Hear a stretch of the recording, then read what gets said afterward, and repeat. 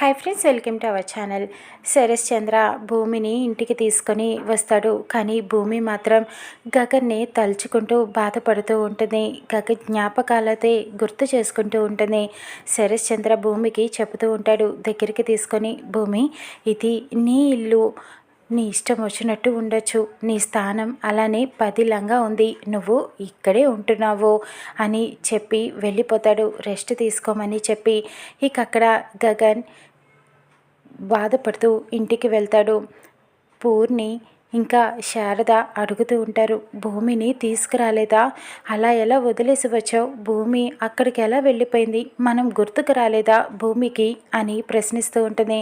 ఇక గగన్ అయితే, నువ్వు అవన్నీ భూమిని అడగాల్సిన ప్రశ్నలమ్మా అని బాధపడుతూ చెప్తాడు.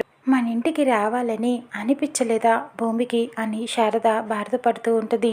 పూర్ణి అడుగుతుంది, అన్నయ్య నువ్వు రాత్రి భూమి కోసం రూమ్ అంతా ఎంత ఇదిగా రెడీ చేసావో నాకు తెలుసు అని బాధపడుతూ ఉంటుంది.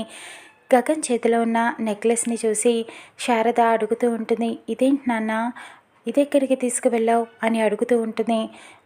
భూమికి గిఫ్ట్గా ఇద్దామని తీసుకువెళ్ళానమ్మా అని చెప్తూ ఉంటాడు. అంటే నువ్వు భూమిని అని చెప్పి గగన్ గడ్డం పట్టుకొని మరీ ఎంతో ఆశగా అడుగుతూ ఉంటుంది. గగన్ ఏమీ మాట్లాడకుండా సిగ్గుపడుతూ ఉంటాడు. అక్కడ కృష్ణప్రసాద్ పర్సనల్గా ఎవరు లేకుండా భూమితో మాట్లాడుతూ ఉంటాడు. నువ్వు ఆయన రక్తం పంచుకొని పుట్టిన బిడ్డవి అని తెలిస్తే, నువ్వు ప్రేమిస్తున్నానని తెలిసిన బావని నువ్వు అడిగితే నీకు ఇవ్వడమ్మా, ఇచ్చేస్తాడమ్మా, ఇచ్చేస్తాడు అని చెప్పడంతో భూమి సంతోషపడుతూ ఉంటుంది. ఇక శరత్ చంద్రకి గగన్ని ప్రేమిస్తున్నానని నిజం చెప్పేస్తుందా, చూద్దాం రానున్న ఎపిసోడ్లో.